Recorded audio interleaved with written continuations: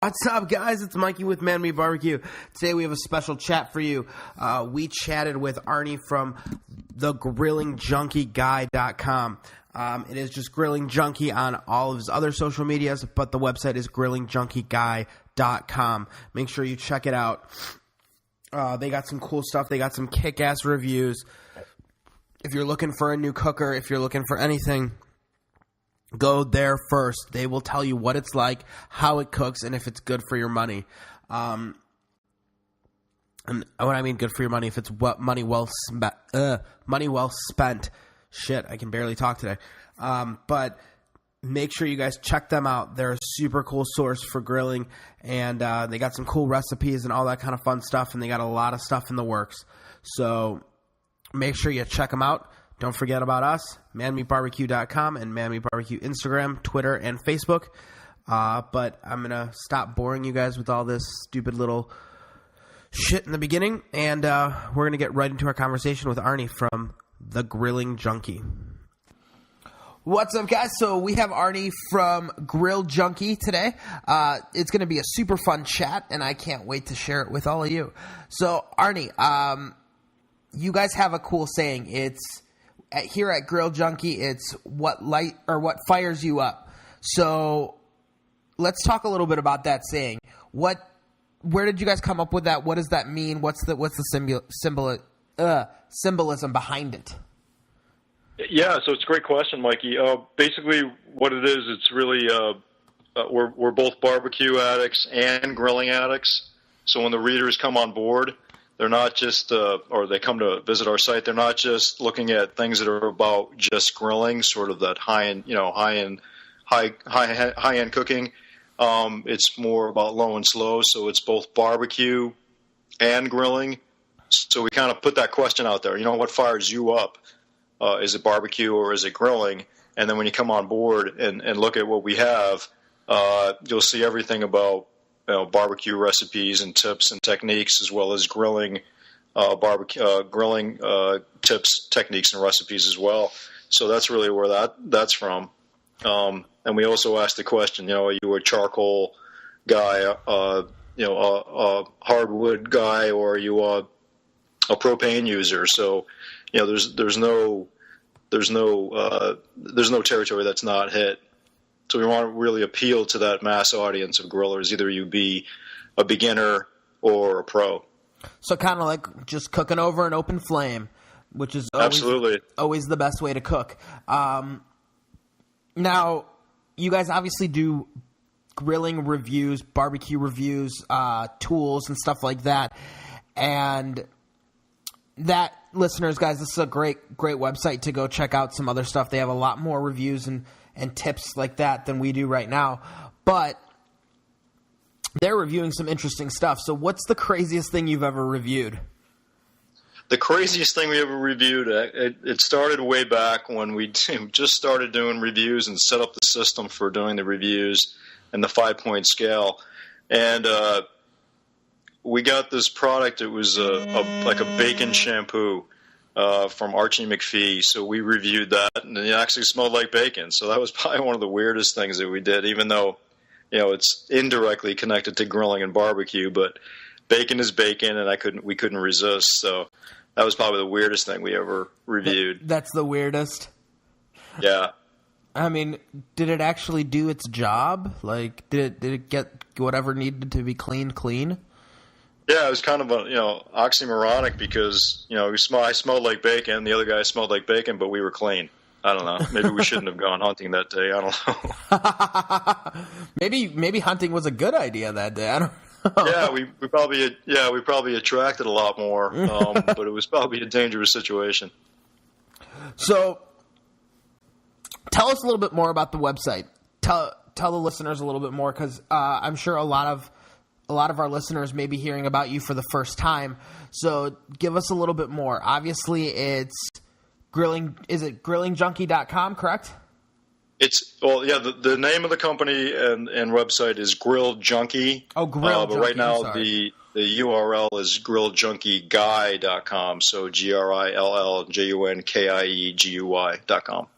Perfect. So everyone go check that website out. make sure you read some reviews. They do have a really, really cool rating system that we're going to chat about. You guys just thought of a super cool rating system, and obviously it's out of 5, correct? Am I right? Yeah, it's 1 out of 5. Yep. Exactly. And I like how you rated it, where it's kind of like almost a temperature scale.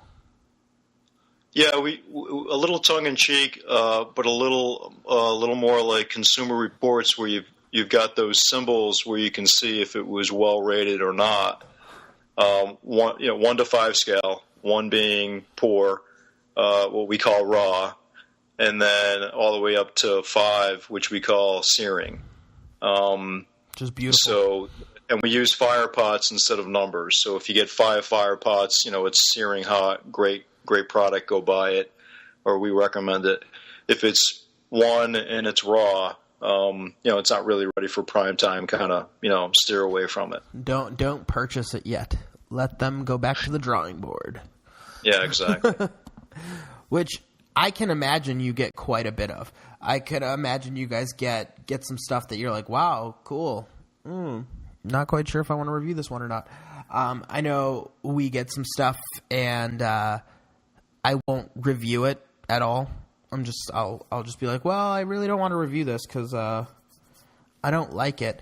So I can't find anything good to say about it. And I'm kind of one of those people, if I can't find anything good to say, I just kind of don't say anything. It's just easier. I agree. And, it's not fair to our readers or to the manufacturer to, blast somebody and, to use the pun, rake them over the coals. But, what's the purpose in that? Unless it's something that's safety related and we're going to tell them, a grill has a major flaw in it and the propane might explode, or you might burn yourself on a charcoal grill, or a pellet grill doesn't work the way it's supposed to and it's dangerous. We typically won't review it or tell people about it. We'll call the manufacturer. We actually give them feedback about it, but our readers really want to hear about stuff that they can use. Stuff that they can get once in a while. It's stuff that they can get used to right away. Exactly. Yeah, exactly. So, obviously, with your catchphrase, what fires you up? What fires you up, sir? What made you get into this? Well, I grew up in an Italian family, and food was everywhere. Everybody in the family cooked every generation, and we were dealing with great grandmothers at that point in time. So I learned from old time Italian, Calabrian, Southern Italy cooking, and there wasn't anything that wasn't cooked. Either open flame, on the oven, in the oven. Everything came from the garden, so I definitely learned quality food. And just watching my grandmothers and aunts and uncles cook, it was hard not to enjoy that because the food was so good. Getting a recipe out of my grandmother, absolutely no way. Even to the day she died, she wouldn't share anything with us. I think my mother's the only one that knows one of her lasagna recipes, but that love of food always stuck with me. Did Mom only learn that because she kind of paid attention while Grandma was cooking? Yeah, I think it was a combination of a couple of things. She was the baby, and I think she may have been there right at the end when my grandmother was in the hospital about to go, and she shared a small secret with the lasagna recipe. So I think that's what it was. She was the baby, and she didn't nag her through the years about it, and then share that with her. So that was one little funny story. That's crazy. I mean, I think it is crazy how some people will literally take it to the grave with them. They will not tell you their recipe. No, absolutely. And the thing is, I don't think she even had it written down herself. A little bit of this, a little bit of that. Do you ever think it could have been to you that she didn't really know the recipe fully? Yeah, I don't think so. I mean, they grew up and that was it. It was cooking all the time, and it wasn't as if they were baking and everything needed to be precise. But she did it every single day for 5 or 6 kids, and I think 21 grandkids. So, she had it down pat. And if she felt like changing something one day, hey, it probably made it even better. there wasn't a meal we didn't enjoy. But that turned into a love of food. And then I think as the 60s and 70s rolled around, I was young, and Dad got his first grill. Back when hibachis were on the beach, and then they went into residential use with the Charbroil and Weber and all those other kettle grills. And Dad was always cooking year round. I mean, he would shovel to the grill was probably the first thing he did. So I learned grilling and learned how to do it right and loved it. And just from there, it's just experimenting with charcoal, gas grills, pellet grills, and different charcoals and hardwoods and all that. So that's really where it came from. It's just a passion. So what's your favorite type of cooker?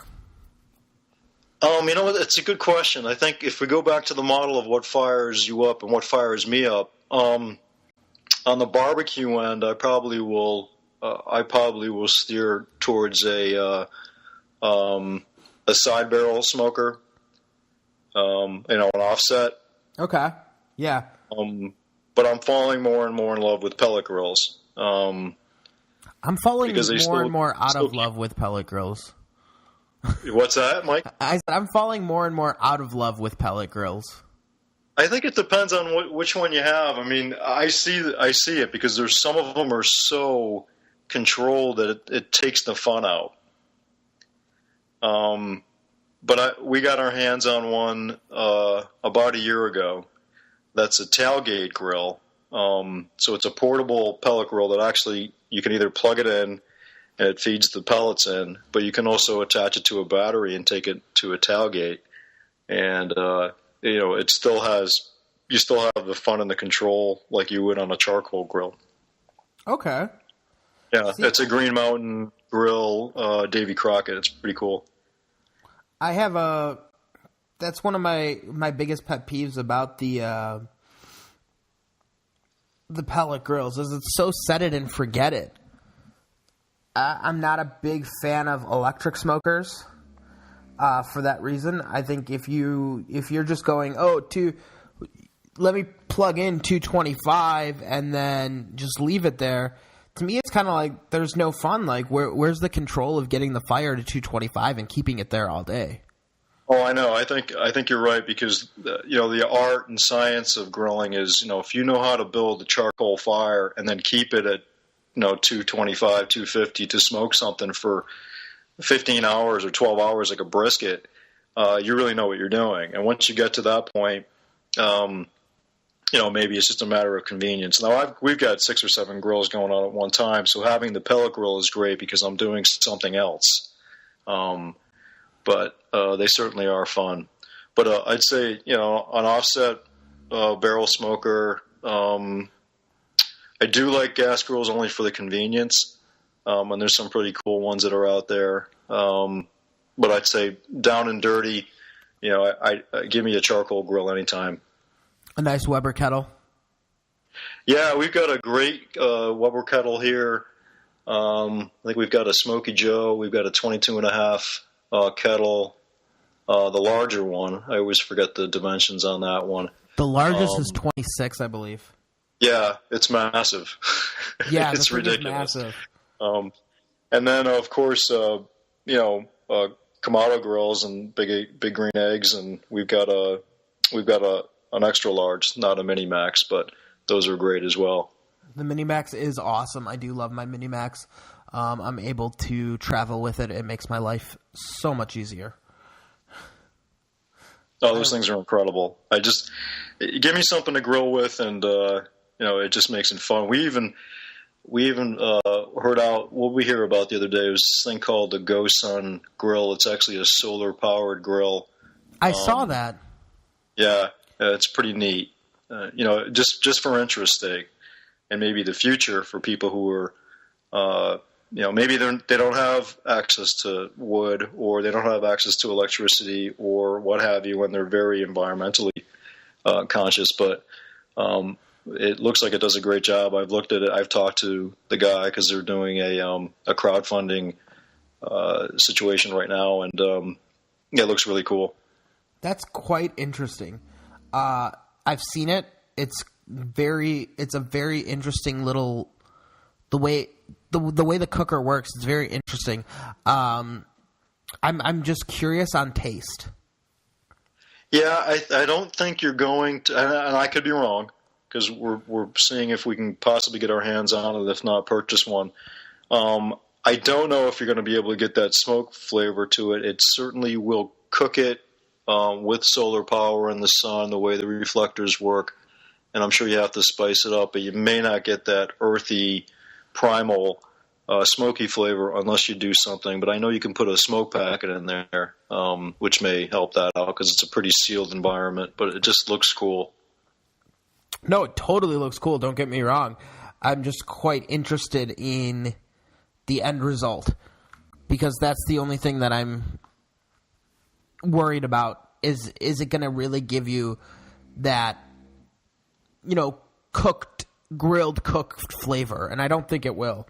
Like you said, I think you're going to have to add a smoke packet or something like that to it.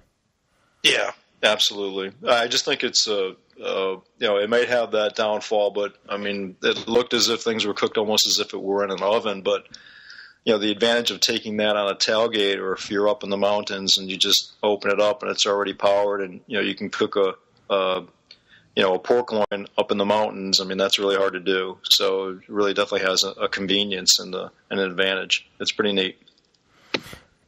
It does also, if I'm not wrong, I do believe it says that it can cook at any temperature no matter what, in the sense that no matter how cold it is outside, it can still cook. Yeah, because you're just relying on the sun, and as long as the battery pack is already pre-charged, I think it only takes about 2 hours. It's not affected by the outside temperature because it's like a big sleeve. You put it's almost like a big tube you put it into, and then it cooks from the inside out. And it's more like searing, almost broiling, if you will. Okay. That's a good analogy for it. That is a great analogy. Because that's a great analogy. I don't know that I would say it any other way. Besides, it's almost like broiling and making sure that that meat is cooked. And that's all it kind of is. Yeah. It's good stuff, though. And again, there's just so many things that come our way, and people are asking us to do reviews. I can make so many lists of things that we do. We're just about to launch our top 10 lists for the year, May being National Barbecue Month. We do a top 10 gas grill list from like $350 down, and then we do one for $350 up.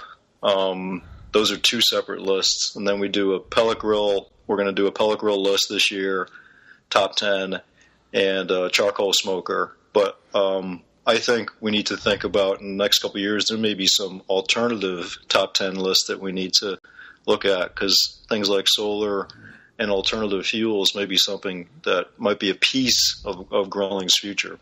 Absolutely. Now, since you guys do gas grills, not all of my guests on here talk about gas grills, so we're going to chat a little bit gas grilly. So for all you barbecue purists that listen to this podcast, deal with it. So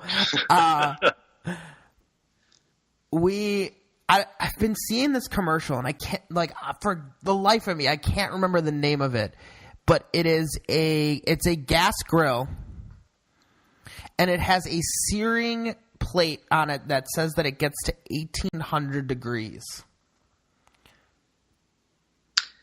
Yeah, I've seen that. And do you know what I'm talking about? I cannot, for the life of me, I can't remember the name of the cooker. I do. It's a little bit of old technology, because it really is just taking the gas grill propane, and it's a little plate in the back that fits. It's flush with the grill surface, the grill grate itself.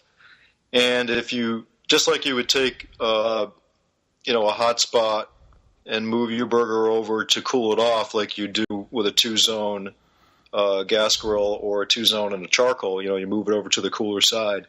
Yeah. This is actually moving in the other direction, where you're fine. It's a hot spot. so the propane is it's very close to the surface level there, and the metal plate is designed so it's just extremely hot right there in that plate. It's just a searing station is what it is. No, do you really think it can get up to 1,800 degrees? I don't know. We've gotten a couple of our grills. There's actually a little small wood smoker with a fan in it that we've gotten up to about 1,300 degrees. So I wouldn't be surprised. I mean, you're dealing with. I've gotten my Kamado almost up to 1,000, so I know it's doable. Yeah.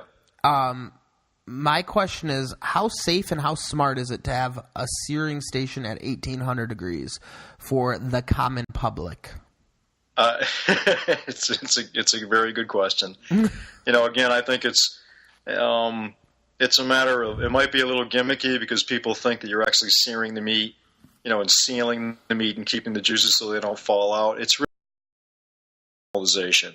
That's how I see it. Because if you take a steak or any kind of meat and you put it on a hot plate, you're not searing it in terms of sealing in so it's all sealed and just cooking from the inside. You're just taking the fat and the sugars in the meat and anything you may have put on top of it, like even when you do ribs, and you're just turning the sugar into caramel, which is something you can – so searing, it's basically a hot station so you can possibly make some nice grill marks. But to cook something that fast, you're not cooking it well. You really want to – even on a gas grill, you really should cook things a little lower.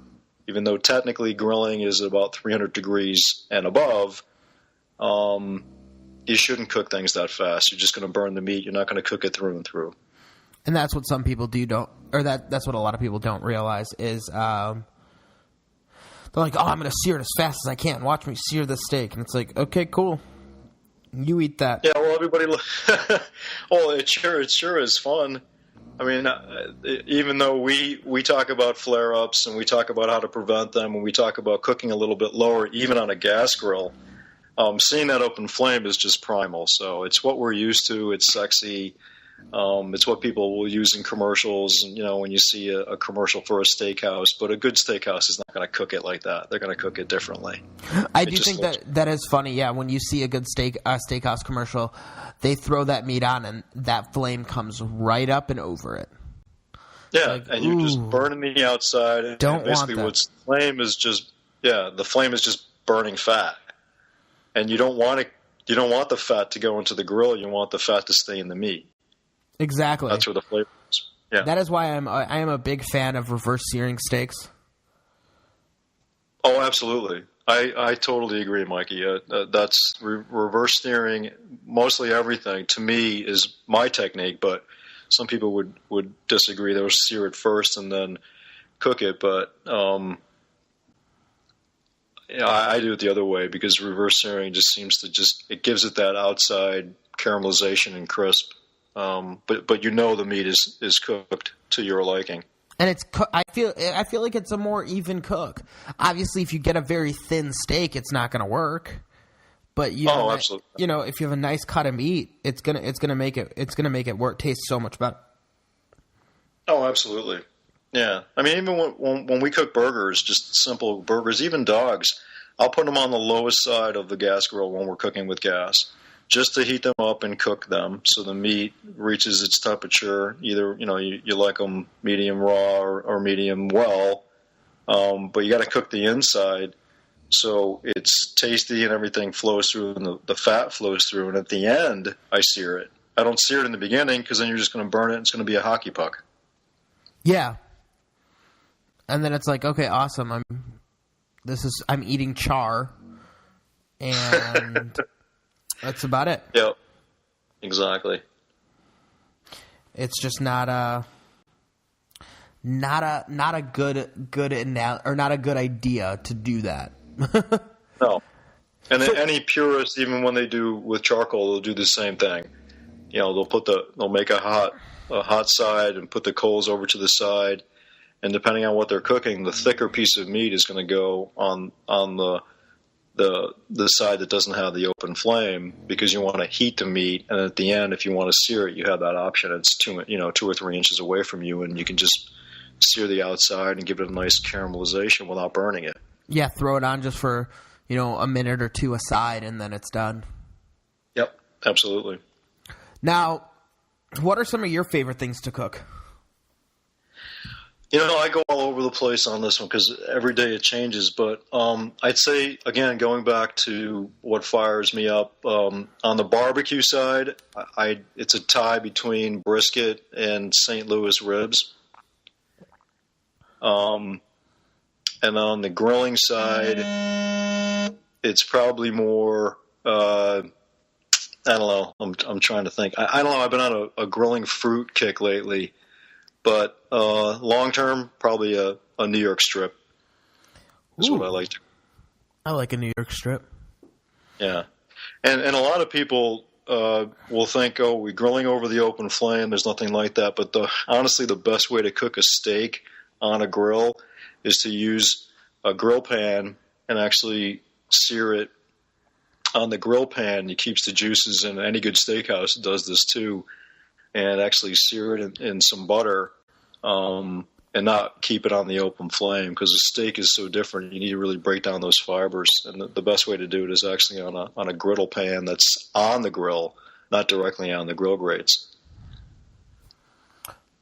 That I've never really used a grill pan for a steak before, but I've been wanting to more and more. I've also wanted to do a caveman steak. Have you ever done that? I've heard of it. Maybe you can educate us on that one, because I've heard about it, but we haven't attempted it yet. So the caveman steak, or what most people call caveman grilling a steak, is where you throw it straight onto the charcoal. No grates, nothing. I've heard this, so I would assume you'd probably have to use something like a lump charcoal or actual hardwood. A lump charcoal or actual hardwood is preferred. I don't recommend it on briquettes at all. Yeah, that's why we got to be careful. So we don't have people saying this was gross. It tasted like a Kingsford briquette. No, don't do that. Yeah, absolutely not. Please use lump charcoal or hardwood. That is the best idea for you. But no lighter fluid here. Yeah, no lighter fluid either. I've never actually done it. I'm very interested in doing it. I just, I haven't, every time I go to do a steak, I'm just like, I'm going to reverse sear it, and I'm going to do it. And then afterwards, I'm like, damn, I wanted to do this. I wanted to do that. And I just... You got me thinking now. There's something I know we want to do. It's definitely an open pit technique. So if you have an open pit somewhere where, you've got some, a bonfire or whatever, and everybody's around drinking beers, having fun, but... I've seen this where people will actually, it's an old Brazilian technique. It may have some Hawaiian reference as well, but they take clean, brand new shovels, like a flat blade shovel, and the shovels are in the fire, and they put their meat on top of the shovel, because it's like a flat hot plate. And I've seen some really delicious looking food that's come out of that technique. That is interesting. That is very interesting. Never heard that. Yeah, one. I think Stephen Reichland does that a lot from Primal Grilling, and it looks really, really cool. Okay, I'm gonna have to try that out. It sounds dangerous, but sounds fun.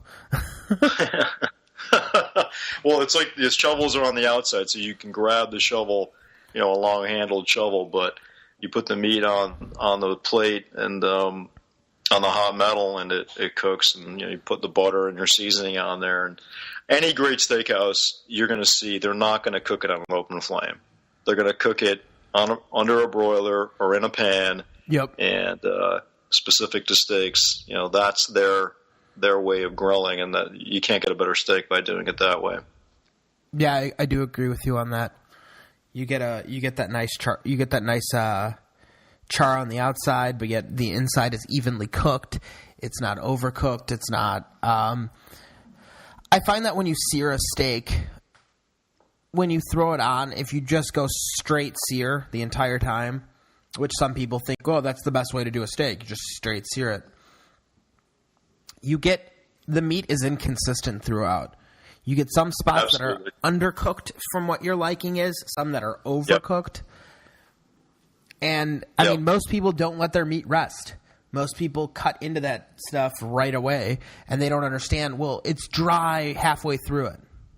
Yeah? No, you're right, because, depending on the marbleization within the meat and the thickness, you throw it on an open flame, it's going to cook the outside very, very fast, and then it's going to be almost raw on the inside. And I don't care if you like it, very rare, you're still not going to break down the fibers. You really need to heat the meat up at least a little bit in order to break down the fibers in the meat and get the spices and then the smoky flavor in there. If you sear it right away, it's just going to be chewy. It's going to be inconsistent. Absolutely. So now you said one of your favorite things to do low and slow is St. Louis cut spare ribs, and that is actually one of my favorite things to do also. So there we go. We share that. I knew I liked it for a reason. We share this. Yeah. Now, when you cut your do you just buy the straight St. Louis cuts, or do you buy spares and then cut them down?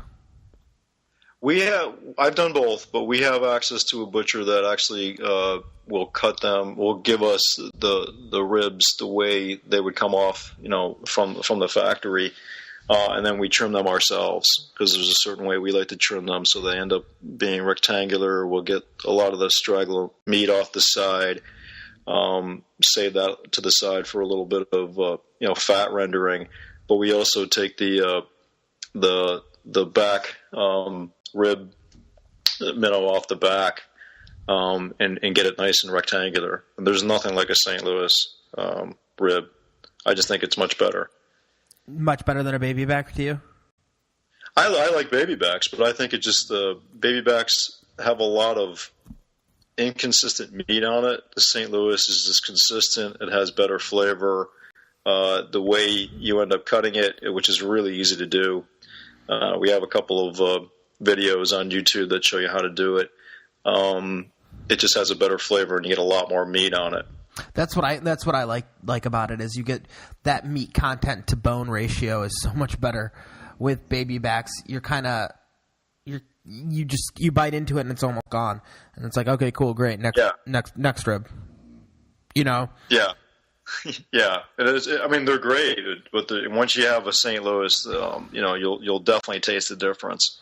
Now, it takes the seasoning better, the taste of it cooking around the bone. It's just a completely different taste, and there's nothing like it. Now, do you like them fall off the bone? Do you like a little bit of tug? Do you like obviously a real rib with a little bit of tug, or what's your where's your happy medium? I know a lot of people that are like, listen, I know that ribs should have a clean bite and it should taste like this, but I like mine a little bit to fall off the bone, or, I like it fully falling off the bone, and it's all pretty much personal preferences.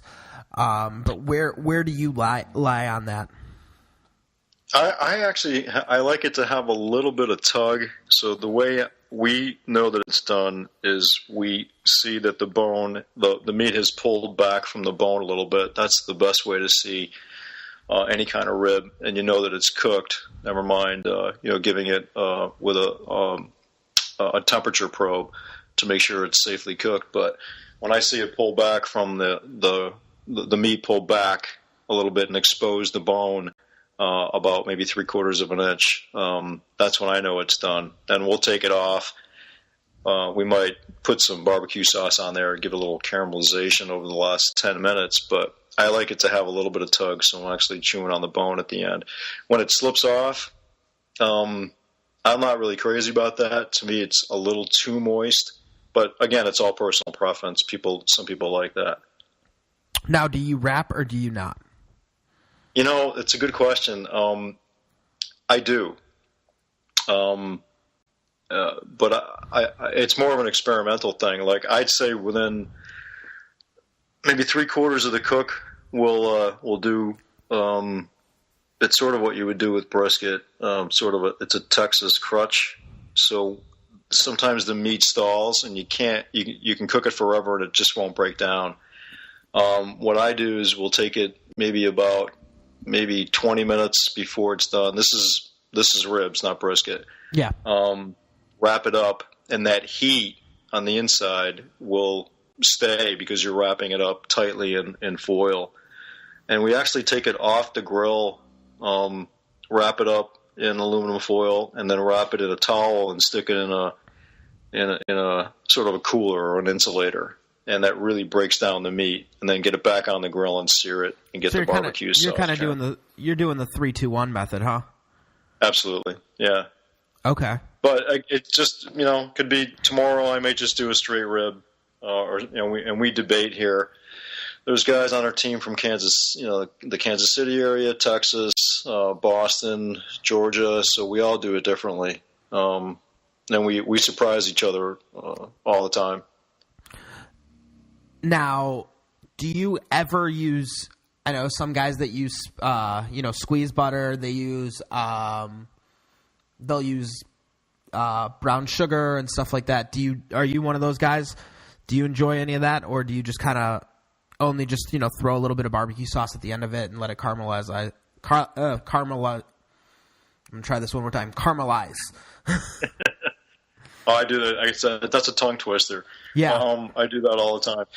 Typically, when it comes to St. Louis ribs and even baby backs or country ribs, what we try to do is we try to dry the ribs up as much as we can with paper towels or a nice clean cloth, and then spice it up with a dry rub. Okay. Mostly, some kick and spice and some sugar in there, because you're eventually going to get that, because that helps to break down the meat as well. Like Meat Church, I love Meat Church's rubs, and then let that sit overnight, or maybe at least a couple of hours, and then that helps to break the meat down. But I think at the end, a complimentary barbecue sauce to the spice is what we do right at the end, only because you'll get that sear on the top, and then when you bite into it, it's a complimentary flavor. There's some great stuff out there, though. Yeah, there are some great rubs, and you did mention Meat Church. Meat Church's Honey Hog is awesome, and Honey Hog Hot. If you like a little bit of a spice, both of those rubs are great pork rubs. So you can definitely get that good flavor out of them. Yeah, I think the folks at Meat Church definitely know what they're doing when it comes to that line, because the pork spices are perfectly balanced and the heat is perfect without being ridiculously hot, and it really just complements the pork. And there's so many things you can do with that.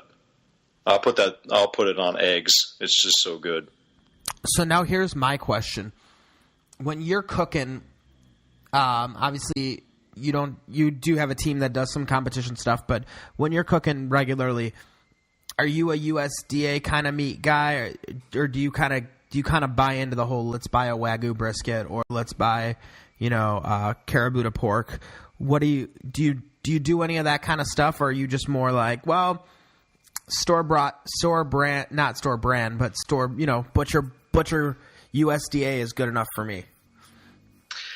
I guess we become a little bit snobbish without being pretentious. It's just, when you had a good cut of meat, you're going to go back there. And we have a butcher we go to, so, we're lucky. We have a couple of local butchers in the Georgia area and up in Boston and in the Florida area. So, but store-bought is fine. I mean, you can't buy better meat than you can here in the States.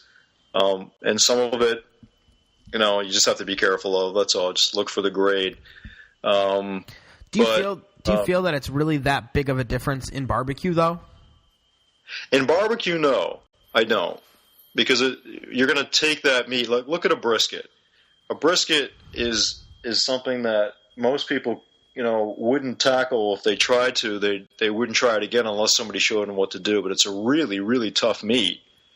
But it's probably the best tasting meat when you're done with it, because you're breaking down the meat. And by the time you're done spicing it up, smoking it, you're really taking a low quality or lower cut, I should say, and making it into a delicacy. So it doesn't really matter that much to me with barbecue. Unless you're competing, I'd say no.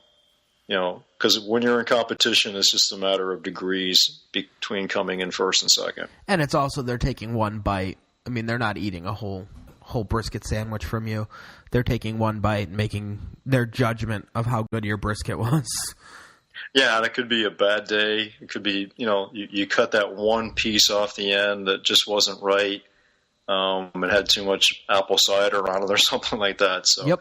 Yeah, to me that, we watch competitions and sometimes we play around with them. But, to me, it's just about enjoying it and teaching others and experimenting and sharing. Now, are you a fan of the injection? Say that again, Mikey. Are you a fan of injecting? I am. It depends on what you do. We've got this great injector that we got from Grill Beast that we use with the two prongs. One's for deep injection and then one's for more of a skin injection. But it depends. More like pork loins, we'll do that. Brisket, yeah. I use it as much as I can, only because it's just, it's fun. Turkey, chicken, yeah, absolutely. It just makes it more fun, and you can really get the flavors deep in there. Well, I find especially when you're doing turkey doesn't have much flavor in general. Yeah. So you need to inject. You need to put some kind of flavor into that turkey. Yeah, with turkey, it's almost a necessity. Turkey breast or a full turkey, even if you're frying it, you still need to inject it because you're going to get a dry, flavorless turkey. Let's face it, Mom's turkey was great only because it had that nice crispy skin. But once the skin was gone, it didn't really taste like much unless she brined it. Unless she brined it, it didn't taste like much. And most people didn't brine it because they were like, well, it's turkey. Yeah. It doesn't have any flavor. Advantage, I think, with injecting is, unlike brine, which ends up being a little saltier than you really want unless you wash it out before you cook it. With injection, you can control the salt. And there's nothing like injecting a turkey breast, and it's delicious. Yeah, I agree with you. There's not a lot of flavor. I definitely agree with you. And now with May being grilling month, and this podcast will come out right at the end of this lovely grilling month, or for some people the beginning, because some people believe that Memorial Day, or no, wait, it's Labor Day. No, it's Memorial Day. I always confuse those two. Is the beginning of grilling season. Now, for all of you who believe that, you're wrong. Grilling doesn't have a season. It goes year-round. And yes. What are some tips that you can give some people? Let's get some grilling tips out of you. Yeah, well, let's go on the model of talking about grilling all year. I think the tips that I have are mainly if we look at barbecue. The three tips that I have are: be prepared, get everything ready for yourself, be prepared, prepare the meat, and then make sure you give yourself, the second thing is give yourself enough time to have everything ready for yourself. Give yourself a higher temperature is what I was trying to say. Okay. If it calls for 225, it's okay to get it up there to 250, and then, experiment. So that would be the second thing. So preparation, okay to go a little higher temperature when you need to, because you really need to break the meat down. Don't go too high. And then the third is make sure you have enough food, because the last thing you need is an angry crowd on your hand. When it comes to grilling, I'd say you got to make sure you keep that grill clean before and after you grill. Keep that grill away from the house because you're dealing with propane and or natural gas. And same thing there. Make sure you're not going. Actually, it's the opposite with grilling. Don't go too high. You don't need to grill at very, very, very high temperatures. Anywhere between 300 and 400 is going to do you well. Just take your time and enjoy yourself. I think that was the best tip. Take your time and enjoy yourself. I think people tend to forget that this is supposed to be fun. Oh, it's absolutely supposed to be fun, and that's just it. Grill year round. There's no reason why you have to start on Memorial Day and then end on Labor Day. Which, if you ask the population, they'd say, "No way, we don't do that. We grill all year, or at least longer than that, or before that." So, that's really just to get people pumped up and TV commercials Absolutely. And buy your charcoal and get a new grill. So, absolutely. But yeah, like I said before, my father, I remember him shoveling out to the grill, in the middle of winter before he even shoveled the driveway, because he knew, we're going to cook, and he loved to cook. And a lot of times the power went out. So there's your handy dandy grill that, we can cook on. Exactly. I mean, this past Super Bowl, I was smoking ribs, and it was snowing really badly here. Yeah. And people were like, it was a huge snowstorm, and people were like, "Why are you grilling?" I'm like, "Well, why aren't I grilling?"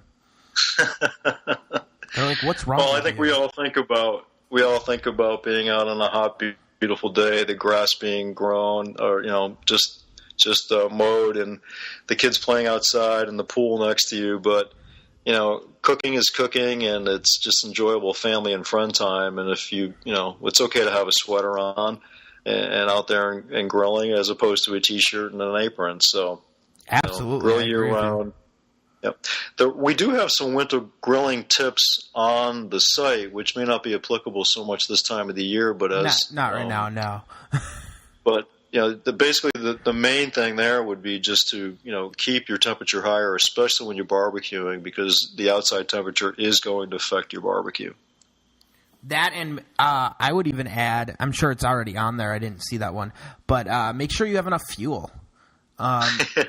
There's way too many people that I know that are like, "Oh, I'm going to do this, cook, but I don't have enough charcoal." Or I should have enough charcoal. Yeah, but it's freezing outside, and especially if you're not cooking in an insulated cooker, you are going to burn through more fuel. And I don't think people think about that. No, in the wintertime, either it be, chunks of wood or charcoal or even gas, you're burning 30% more if you don't have some kind of insulation. And if you don't, that's okay. It's just, you just got to keep that temperature higher so you can regulate it. And, it's metal. You're cooking in a metal and or ceramic grill. It's going to be affected by the outside temperature. So just be prepared. That is the one thing I do love about the Big Green Egg. I can hold 225 when it's negative 40. Oh, it's absolutely amazing. It's just, it's such an amazing tool to use, especially in that environment when it's really cold out. Yeah, I think it's just the way the ceramic just holds that heat in. It's crazy. Oh, and it's if when you're done cooking and you go out there 4 or 5 hours later, it's still warm. It's amazing. It's just the ceramic and the materials. Yeah, nothing like it. It's insane how well it works. We this 2 weeks ago we had a party, and I just crushed the we did all the cooking and everything, and then I closed all the gates, crushed all the oxygen to it, and I used it as a warmer. Yeah. Just had it closed and kept stuff in there. Just kept it warm. Oh, it's great. Worked really, really well. So I want to thank you for coming on the show and chatting barbecue with us. Guy, can you just let all our listeners know all your social media and all that so they know where to find you? Sure, and thanks for the opportunity, Mike. It was a great conversation. So the main website is grilljunkie.com, and the name of the company is Grill Junkie, even though you might not find it on that .com yet because we have that website. So grilljunkie.com. Facebook is Grill Junkie. Twitter is Grill Junkie. Instagram is Grill_Junkie. We have a YouTube channel. We have Vine. It's mostly under Grill Junkie. So the only thing that's different is the website, which is grilljunkie.com. And, we'd love to hear what fires you guys up, and look for our top 10 list, which will be coming out hopefully when this airs. Probably right around the same time.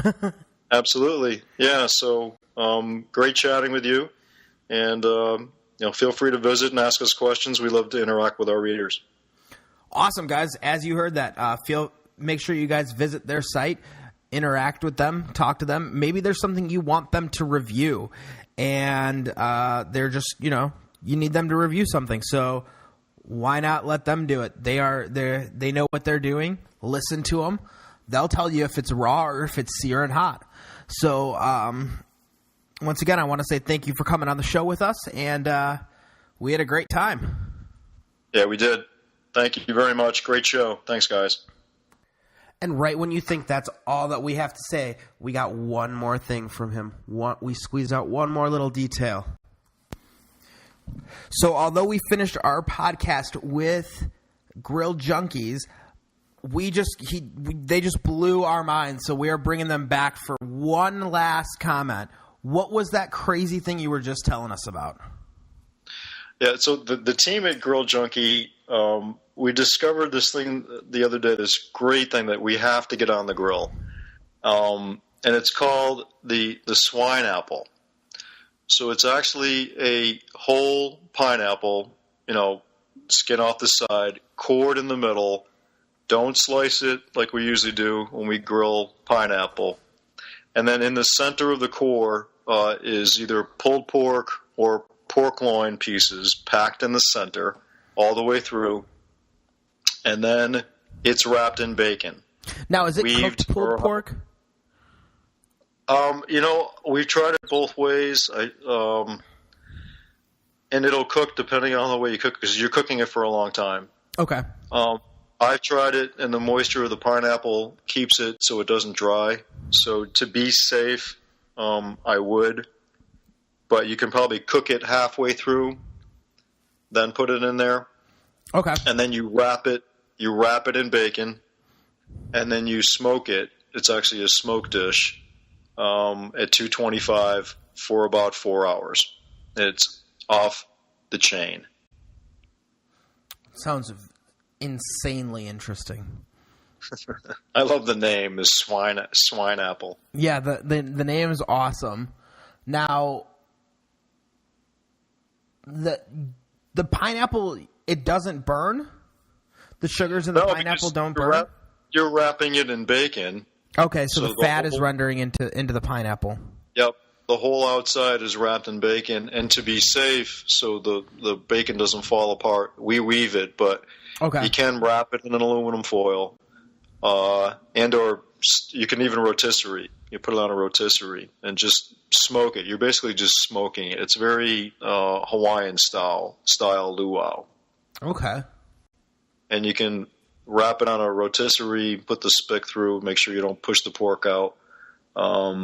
The bacon won't let the pineapple burn on the outside. It just caramelizes, and it's absolutely unbelievably delicious. That sounds awesome. Well, thank you for sharing that with us and our listeners. Thank you so much for being on. So that will be the bonus end of this that we will add to that podcast. So thank you for sharing that one. Oh, you're welcome. So that was our show for today. Hopefully you guys enjoyed it. Once again, my name is Mikey, and this is Man Meat Barbecue.